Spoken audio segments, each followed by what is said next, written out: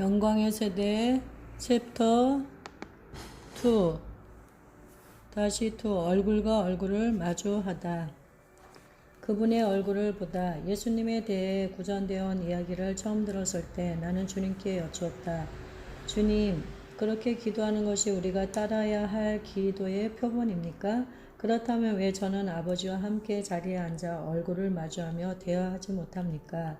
갑자기 출애굽기 33장 20절이 떠올랐다. 또 이르시되 내가 내 얼굴을 보지 못하리니 나를 보고 살 자가 없음이니라. 나는 이 구절이 수많은 사람들에게 걸림돌이 될 것을 직감했다. 그래서 성경 공부에 돌입했다. 그러던 중 바울의 글에서 다음의 구절을 찾았다. 기약이 이르면 하나님이 그의 나타나심을 보이시리니 하나님은 복되시고 유일하신 주권자이시며 만왕의 왕이시며 만주의 주시오. 오직 그에게만 죽지 아니함이 있고 가까이 가지 못할 빛에 거하시고 어떤 사람도 보지 못하였고 또 볼 수 없는 이시니 그에게 존귀와 영원한 권능을 돌릴지어다. 아멘. 디모데전서 6장 15절에서 16절. 이 구절에 쓰인 단어 사람은 헬라어 안트로포스의 역어이다. 그런데 완성 단어 연구사전에서 안트로포스를 찾다 보니 죄인으로 정의되어 있었다. 바꾸어 말하면 가까이 가지 못할 빛에 거하시는 주님을 보지도 못하고 볼 수도 없었던 사람은 죄인인 것이다. 이 구절의 전반적인 문맥과 사람이라는 단어의 의미를 종합하여 이해하자면 모든 죄를 용서받고 구원 얻은 우리는 더 이상 죄인이 아니므로 하나님의 나타나심을 볼 수 있고 장차 온전한 눈으로 그분을 보게 될 것이다. 우리는 이미 하늘에서 주와 함께 앉아 있다. 그런즉 누구든지 그리스도 안에 있으면 새로운 피조물이라. 이전 것은 지나갔으니 보라 새 것이 되었도다. 그리스도 안에서 새로운 피조물인 우리는 아버지께 나아갈 수 있다. 성경에는 하나님과 얼굴을 마주하는 사람들의 이야기가 즐비하다. 그들은 주님과 얼굴을 맞대고 대화하며 친밀함을 누렸다.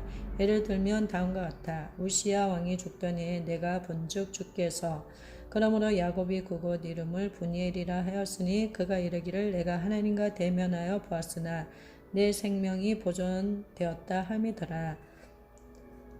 모세와 아론과 나답과 아비후와 이스라엘 장로 70인이 올라가서 이스라엘의 하나님을 보니 그의 발 아래는 청옥을 편듯하고 하늘같이 청명하더라. 하나님이 이스라엘 자손들의 존귀한 자들에게 손을 대지 아니하셨고 그들은 하나님을 뵙고 먹고 마셨더라. 출애굽기 24장 9절에서 11절. 모세도 하나님과 얼굴을 맞대고 대화했다. 이 사실을 잊지 말자. 심지어 하나님은 사람이 친구와 대화하듯 모세를 만나 주셨다. 출애굽기 33장 11절. 그렇다면 앞에서 살펴본 출애굽기 30장 20절에 하나님의 얼굴을 보면 죽는다는 말씀과 하나님의 얼굴을 보고도 죽지 않았다는 내용의 구절들을 어떻게 받아들여야 할까? 출애굽기 33장 20절의 말씀처럼 하나님의 얼굴을 보면 반드시 죽어야 한다. 그런데 그 죽어야 할 것은 우리의 육체인 것이다. 빛을 발하다. 다시 마가복음 9장 1절에서 7절로 돌아가자. 예수님은 제자들을 데리고 높은 산에 오르셨다. 주께서 기도하시던 중 제자들이 보는 앞에서 그 형체가 변화되었다. 또한 예수님의 옷도 변하였다. 그것은 이 세상 어떤 사람도 능히 희귀할 수 없을 만큼 눈부시게 희었다. 이후 주님은 모세 그리고 엘리야와 얼굴을 마주한 채 대화하셨다. 시간의 장막 넘어 영혼의 영역에 거하던 두 사람이 예수님과 얼굴을 마주하고 대화했던 것이다. 한 번은 예수님께서 이렇게 말씀하셨다. 여기 서 있는 사람 중에는 죽기 전에 하나님의 나라가 권능으로 임하는 것을 볼 자도 있느니라. 마가복음 9장 1절. 예수님께서 제자 셋을 데리고 변화산에 오르신 것은 이 말씀을 하신 직후였다. 그 산에서 자연과 영혼의 가르막이 찢어졌고 제자들은 전에 없던 모습으로 변화하신 예수님을 보게 되었다. 나는 영적 영역으로 들어가 본 경험이 많다. 이것은 교육적이면서도 매우 놀라운 경험이었다. 나는 성령, 천사, 마귀의 활동을 보았고 또 인간의 영혼도 보았다. 당신은 자신의 영혼이 어떻게 생겼는지 알고 있는가? 쉽게 설명하자면 당신의 영혼은 눈부신 빛과 같아. 예수님께서 자신을 따르는 무리에게 너희는 세상의 빛이라고 말씀하신 것도 이러한 이유에 서일 것이다. 성경을 보면 수많은 경우 예수님께서 우리를 빛의 존재를 말씀하신 것을 볼 수 있다. 영안이 작동하기 시작하면 당신은 예수님께서 하신 말씀을 보다 가시적으로 피부에 와 닿는 느낌으로 이해할 것이다. 그러나 우리 안에 있는 빛은 어두워질 수도 있다. 고백하지 않은 죄, 제대로 처리하지 못한 죄가 남아있을 경우 그 빛은 약해진다. 그렇기 때문에 우리는 즉시 죄를 고백하고 예수님의 보혈 안으로 들어가야 한다. 또한 우리는 세상에 섞여 살아가길 원한다. 이를테면 남의 눈에 띄거나 돌출된 삶을 원하지 않는 것이다. 세상을 비치는 모범이고 싶지 않은 것이 우리의 죄악된 성향이기에 우리의 빛이 흐려지는 경우가 많다. 여기서 잠시 내 친구의 경험을 소개하겠다. 한 번은 그가 비행기를 탈 일이 있었는데 기체에 올랐을 때 갑자기 환상이 열렸다. 시야가 닿을 수 있는 최대 공간 안에 수십억에 달하는 사람이 서 있었다. 그런데 이상하게도 그들 모두가 회색빛의 우중충한 옷을 입고 있었다. 어디에도 튀는 색상의 옷은 보이지 않았다. 친구가 내게 말해주었다. 그 사람들은 우울해 보였어. 다들 고개를 숙인 채로 걸어 다니더군. 주께서 그 환상에 대해 설명해 주셨는데 그 사람들은 모두 하나님의 백성으로 한번 예수님을 믿고 구원받으면 다 된 것이라고 믿고 착각하며 살아가고 있다고 하셨다. 그리고 계속해서 다음과 같이 말씀하셨다. 사람들이 거듭날 때 나는 그들에게 흰 옷을 입혀준단다. 깨끗하고 밝고 화사한 흰색 옷이지. 왜냐하면 그들의 죄가 내 보혈에 모두 씻겨 나갔기 때문이란다. 그런데 이 땅에서의 삶을 이어가는 동안 고백하지 않은 죄와 이생의 염려가 그들을 올가매더구나. 그들은 계속 타협하고 죄를 범하여 거듭난 순간 입었던 흰색이 회색빛으로 변한 것이지. 환상이 계속되는 동안 예수님께서 그에게 이같이 말씀하셨다. 너희 자신을 성결하게 하라. 그 책임은 너희에게 있다. 하지만 너희는 그동안 이 책임을 예면해왔다. 두렵고 떨림으로 구원을 이루어야 하는데 너희는 매우 게으르다. 성령께서 죄를 깨닫게 하시면 우리는 곧장 십자가로 달려가 고백하고 회개해야 한다. 그리고 죄를 고백하며 우리의 보혈을 적용해야 한다. 이렇게 할 때 우리는 우리의 의복을 깨끗하게 유지할 수 있다. 이 세상에 거하면서 거룩과 성결을 유지할 수 있다.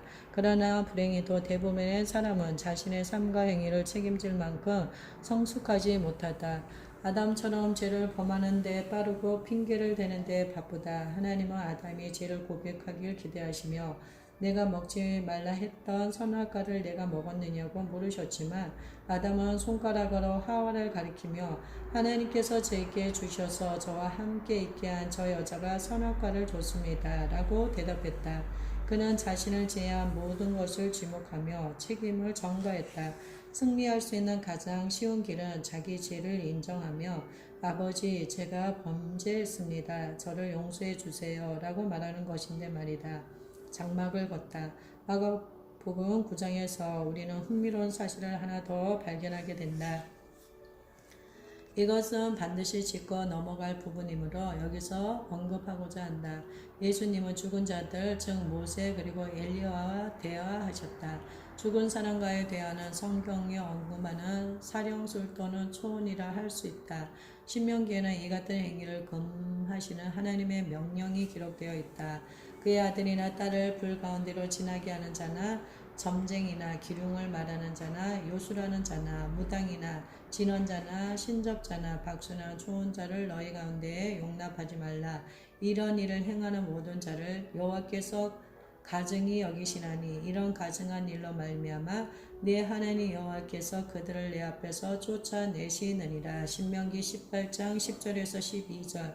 분명 예수님께서는 성경의 금령에 반하는 것처럼 보이는 일을 하셨다. 그런데도 어떻게 여기서 죄가 없으신 상태일 수 있는가? 답은 죽음에 대한 우리의 인식에 있다. 그는 허물과 죄로 죽었던 너희를 살리셨도다. 에베소서 2장 1절. 또 범죄와 육체의 무할례로 죽었던 너희를 하나님이 그와 함께 살리시고 우리의 모든 죄를 사하시고 골로새서 2장 13절. 이것에 대해 장황하게 설명하는 대신 신약의 정의를 제시하겠다. 신약 성경은 그리스도를 믿고 그 안에서 살아있는 사람과 그리스도 없이 죄와 허물 안에서 죽어있는 사람을 명확하게 구분한다.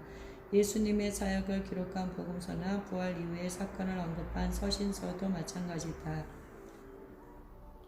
구원받은 사람이 죽을 경우 성경은 그들의 상태를 잠든으로 표현했다. 이 세상의 기준에 따라 사망 판정을 받았지만 성경은 그들이 잠들었다고 말한다. 예수님도 그렇게 말씀하셨고 사도들도 그렇게 말했다. 구원받은 사람은 죽음의 순간 한 생명에서 다른 생명으로 이동한다. 즉 죽어서 없어지는 것이 아니 영원한 생명으로 이동하는 것이다. 자연계에서 영혼의 영역으로 말이다. 예수님께서 모세 그리고 엘리야와 대화하셨는데 이것을 죄로 규정할 수 있는가? 아니다. 예수님은 영광 가운데 하나님의 가족이 된 두 사람과 말씀을 나누신 것이다.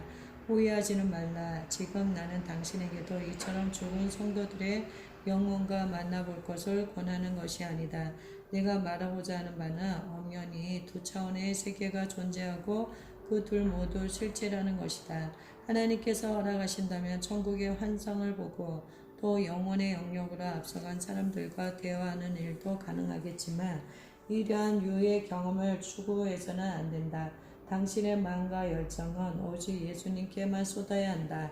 당신의 관심과 호기심 역시 오직 예수님께만 두어야 한다. 죽은 자들과 대화하기를 추구하는 사람은 언젠가 반드시 미혹되고 말 것이다. 이 사실을 기억하라. 예수님은 모세와 엘리야가 나타나길 바라지 않으셨다. 예수님은 단지 성령의 인도하심을 따라 아버지께서 자신에게 보여주신 그대로 행하셨을 뿐이다. 변화산 사건은 누가복음 9장에도 기록되어 있는데 거기에는 다음과 같은 말씀이 덧붙여 있다. 문득 두 사람이 예수와 함께 말하니 이는 모세와 엘리야라. 영광 중에 나타나서 장차 예수께서 예루살렘에서 별세하실 것을 말할세. 누가복음 9장 30절 31절. 그 두 사람은 죽은 상태가 아니다. 아니 그 어느 때보다 더욱 생기게 살아있으며 심지어 영광 중에 나타나기까지 했다. 에덴에서의 타락으로 인해 평균 이하의 상태에 놓인 우리보다 훨씬 더 자연스러운 상태로 나타난 것이다. 영적인 영역에 눈뜨기 시작하며 여러 가지 놀라운 일들이 일어나는데 그중 으뜸은 소통이 명확해지고 간결해진다는 것이다. 이 구절의 예수님처럼 당신은 앞으로 일어날 일에 대한 지식도 얻게 될 것이다. 예수님은 천국으로부터 계시와 통찰을 얻고 장차 자신에게 일어날 일에 대해 모세 그리고 엘리야와 말씀을 나누셨다. 나는 그 내용이 무척 궁금하다.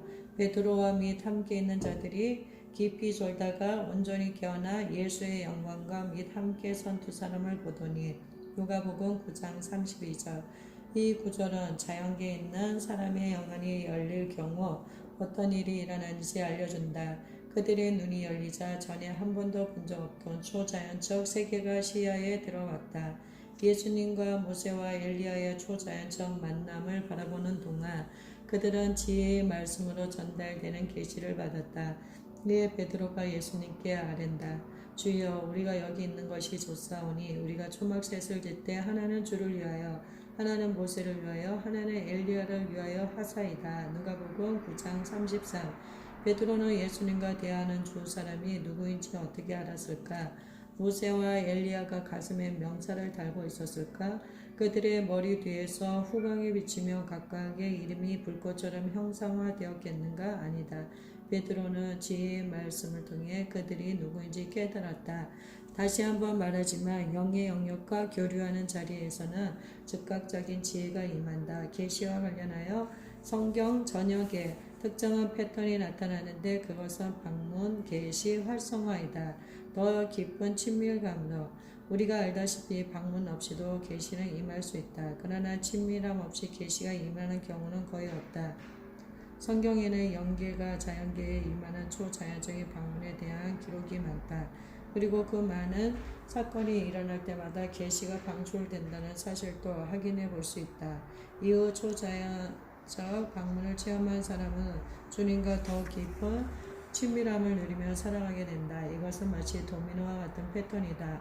방문은 계시로 이어지고 계시는 활성화되어 더 깊은 친밀함으로 이어진다. 계시의 활성화가 더 깊은 친밀함으로 이어질 때 담대함이 증폭되기도 하고 권위가 격상되기도 한다. 왜냐하면 그곳에 더 강한 기름 부음이 임하기 때문이다.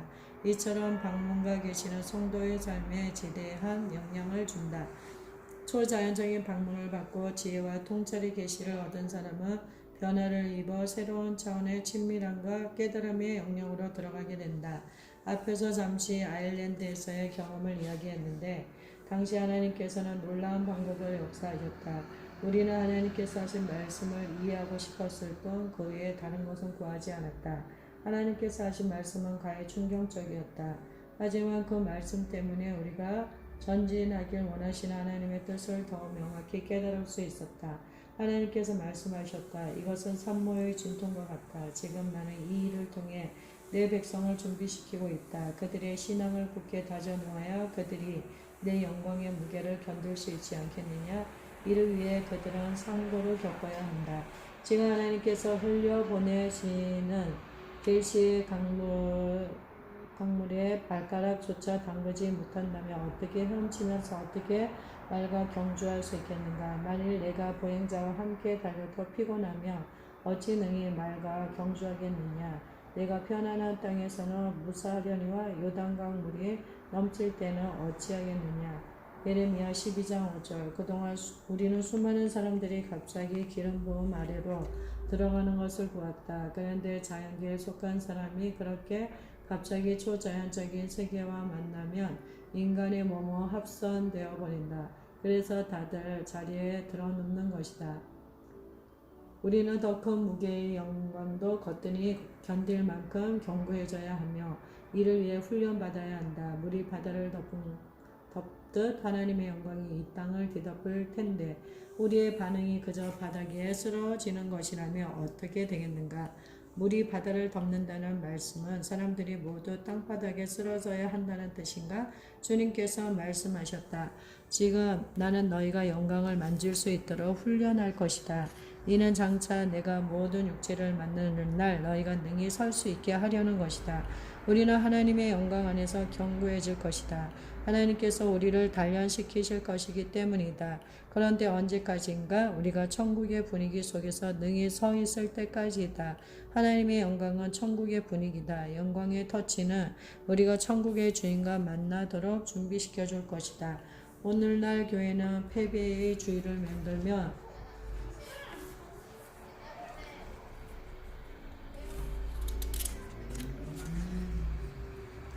승리를 모방하고 있는데 이것은 참으로 우스꽝스러운 일이다. 현재 교회는 우울증과 압박과 질병으로 고개 숙인 채 터벅터벅 걷고 있다. 왜 그런가? 그리스도 안에 거하는 자신의 참모습을 깨닫지 못하기 때문이다. 내 생각에는 이것이 가장 큰 이유이다. 주님은 지금 우리의 눈을 열어주시고 우리를 성숙의 자리로 인도하신다. 영계를 들여다볼 능력이 우리에게 있다는 사실을 알려주신다. 우리는 주님과 얼굴을 마주한 채 대화하게 될 것이다. 성경에 기록된 우리의 정체성대로 변화될 것이다.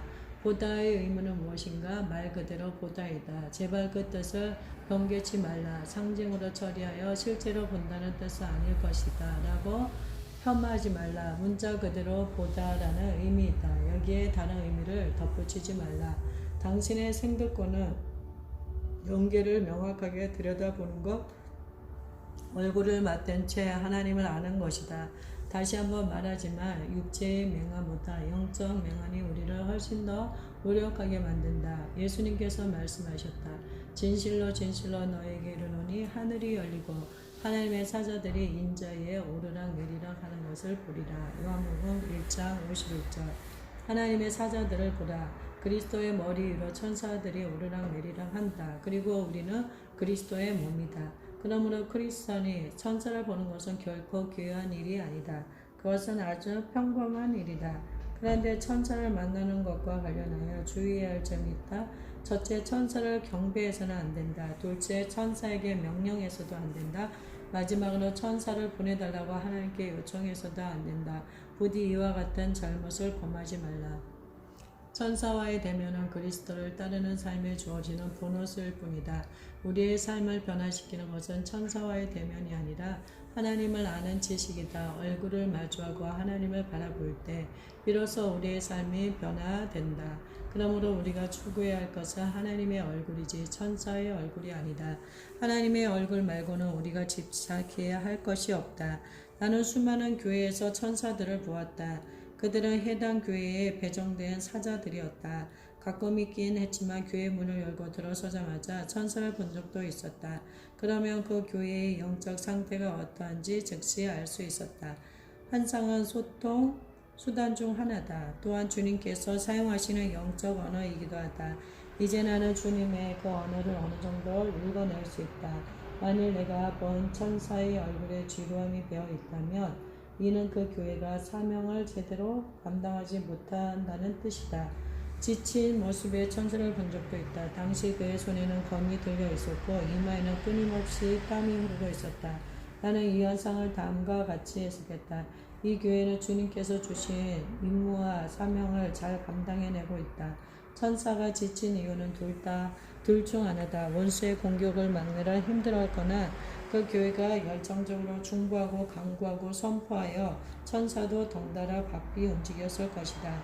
천사들은 하나님의 뜻을 이루기 위해 바쁘게 움직인다. 그들은 하나님의 뜻이 이루어지는 것을 기뻐한다. 앞으로 우리는 천사를 자주 보게 될 것이다. 왜냐하면 주님은 우리가 환상을 통해 이 세대가 일어나는 일들을 깨닫기 원하시기 때문이다. 영적 거정이나 선지자 같은 사람만이 이 같은 체험을 할 수 있으리라 생각하지 마라. 거듭난 성도라면 누구든지 체험할 수 있다. 이것은 우리의 생도권이자 우리가 받을 유산이다. 아이들도 예는 아니다. 지난 몇 해 동안 세계 곳곳에서 천국을 방문한 아이들의 소식을 들었다. 나는 그들이 전하는 간증에 깊이 매료되었다. 이 아이들은 세속의 때에 물들지 않았고 교류에 얽매지도 않았다. 그저 솔직한 말로 천국의 이야기를 전할 뿐이었다. 말 한마디 한마디에 그들의 깨끗한 마음이 배어난다. 경건한 척하지 않는 순수한 아이들의 입술을 통해 우리는 놀라운 믿음을 듣게 된다.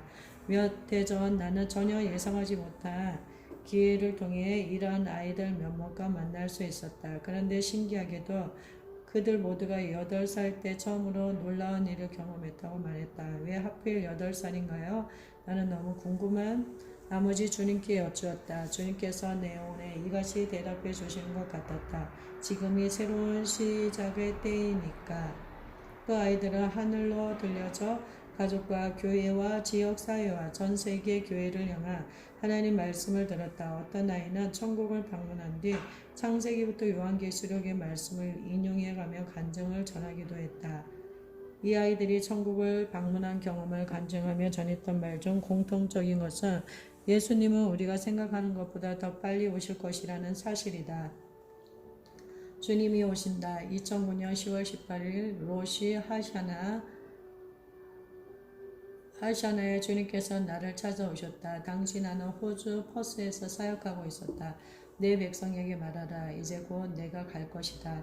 이것이 그날 주님께서 내게 하신 말씀이었다. 주님은 진정한 갈망을 담아 이 말씀을 하셨다. 그분의 마음을 도대체 어떤 말로 표현할 수 있을까? 주님은 자신의 유업인 교회가 흠없는 모습으로 변화되는 것을 보기 원하셨다. 1970년대 말부터 80년대 초까지 나는 기독교 방송국이 TBN에서 일했다. 그때는 기독교인으로 살아가는 내 삶의 가장 교육적인 시간이었다. 밤마다 주님을 찬양하는 프로그램에 초대 손님들이 전해준 간증은 내게 깊은 영감을 주었다. 참으로 그 프로그램은 내 삶에 큰 영향을 미쳤다. 당시 나는 방송국에서 일하면서 성경대학에도 다녔다. 강의실에서 배운 성경 지식과 신구약 역사와 교회사와 기독교 교리는 나를 신학도로 빚어주었다. 두말할 것 없이 학교에서의 공부는 성경을 이해하는 데 큰 도움이 되었다. 이렇게 머리에는 지식이 쌓여왔지만 그것이 그리스도의 친밀함으로 이어지지는 않았다. 지식을 습득하는 것과 그 지식을 생활에 적용하는 것 사이에는 큰 간격이 있다. 지식이 많아지면 자동적으로 실천하게 될까? 아니다. 그러한 메커니즘은 존재하지 않는다. 한 번은 주님을 찬양하라 해서 정말로는 다른 적이 있는데 그때가 내게 가장 의미 있는 깊은 시간이 아니었나 싶다. 사회자인 폴과 제는 할린지, 힐튼, 서튼, 더그 클락과 같은 성경 교사들을 초대하였다. 그들은 프로그램 내내 주님의 재림에 대해 열띤 논쟁을 벌였다. 각각은 전천년설, 후천년설, 환란 중 휴거 등 다양한 입장을 설명했다. 그들의 이야기에 흠뻑 빠져있던 나는 한편으로 프로그램 내내 혼란스러웠다. 각각의 견해에 대한 그들의 설명은 완벽했다. 그들이 제시한 근거 역시 논리적으로 타당했다. 그렇게 그들 각 사람은 자신의 신학적 입장에서 따라 완벽한 논리를 펼쳤다. 도대체 누가 틀리고 누가 옳은지 분간할 수 없었다. 그들의 주장이 모두 다 맞는 것 같았기 때문이다. 이제 막 성경대학을 수료한 후 20살 신출내기 신학도인 나는 무엇을 믿어야 할지 몰랐다. 그동안 배운 가르침에 근거하여 성경을 올바르게 이해한다고 자부했는데 종말에 대한 여러 견해 앞에서 나는 머리를 긁적였다. 도대체 어떤 입장을 취해야 성경적으로 옳은지 알 수 없었다. 지식의 부족을 탓하며 괴로워하던 어느 날 진리가 무엇인지 알고 싶은 열정 그대로 주님께 말씀드렸다. 주님, 제 마음이 너무나 무거워요. 그들의 주장이 다 옳은 것 같아요. 이 사람 말을 들을 땐 그 말이 옳은 것 같아도 저 사람이 반박할 땐 그 말이 옳은 것 같습니다.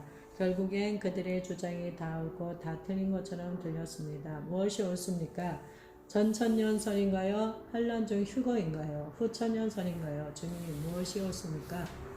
주님께서 내게 말씀하셨다. 내가 언제 올지 정말 알기 원하느냐? 내가 대답했다. 예, 알고 싶어요. 주님께서 말씀하셨다. 나는 오늘 올 것이다. 그 말씀에 나는 충격을 받았다. 그래서 떨리는 목소리로 말씀드렸다. 오늘이라고요? 이후 주님께서 아주 간단한 진리를 설명해 주셨는데 지금까지 그 말씀을 잊지 못한다. 그 말씀은 그야말로 종말론의 모든 입장을 아우르는 진리였다. 그래, 오늘이다. 모든 사람에게 주어진 시간은 오늘뿐이니까. 너희에게 내일은 없다. 만일 내가 나의 재림을 매일 기다린다면 그걸로 족하다. 환상. 앞에서 나는 환상이 말과 같은 언어라고 말했다. 이제 2006년 7월 22일 워싱턴 캐틀폴즈에서 체험한 일을 이야기하겠다. 당시 나는 만남의 초소라는 집회를 인도했다. 그런데 그날 저녁 예배 때 내 눈앞에 불의 전차가 나타났다. 병거를 끄는 것은 백마였다.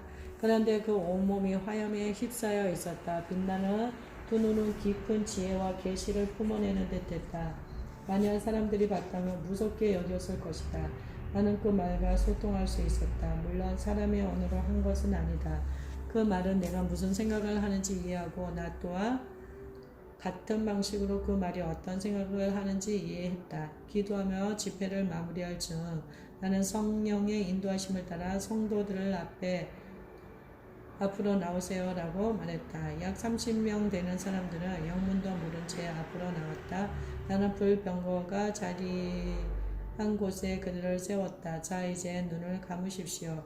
그들이 그 자리에서 서서 눈을 감았을 때 환상이 열렸다. 그들 중 어떤 사람은 하늘로 돌려 올라갔다. 어떤 이들은 그 불의 뜨거움을 느꼈다고 했다.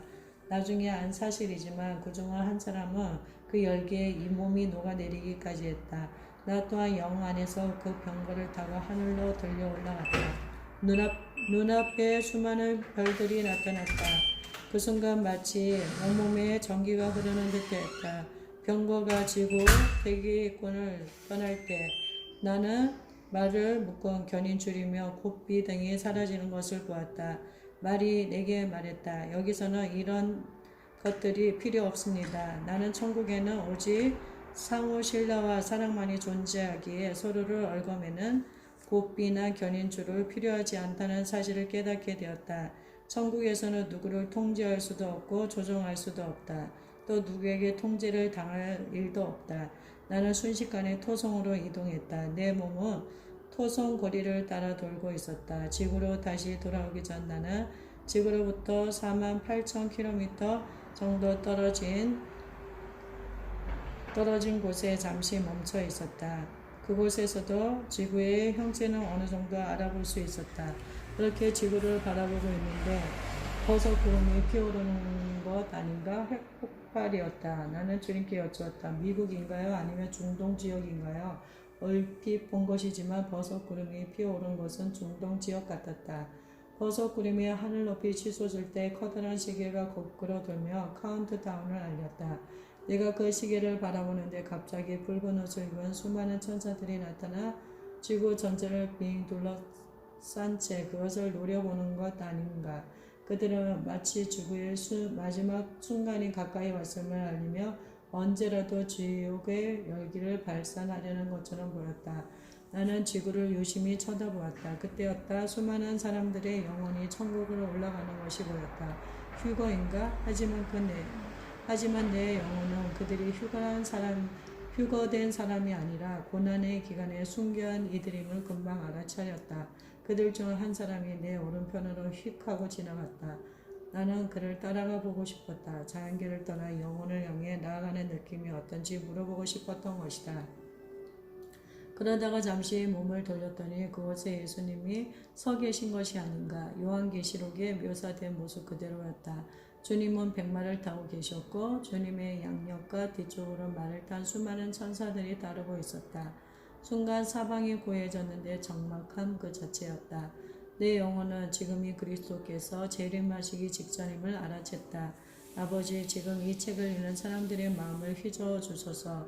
주님을 만나고픈 열정을 불일 듯 일으켜 주소서. 우리는 주님과 얼굴을 마주하고 바라보기 원합니다. 자녀가 생사를 달라 할 때 돌을 줄 아버지는 없다고 말씀하셨습니다. 그 말씀을 의지하여 간구합니다. 지금 이 시간 우리를 만나 주소서. 주님과 얼굴을 마주하게 하여 주소서. 아버지, 우리의 눈을 열어 주님을 보게 하소서. 예수님의 이름으로 기도합니다. 아멘.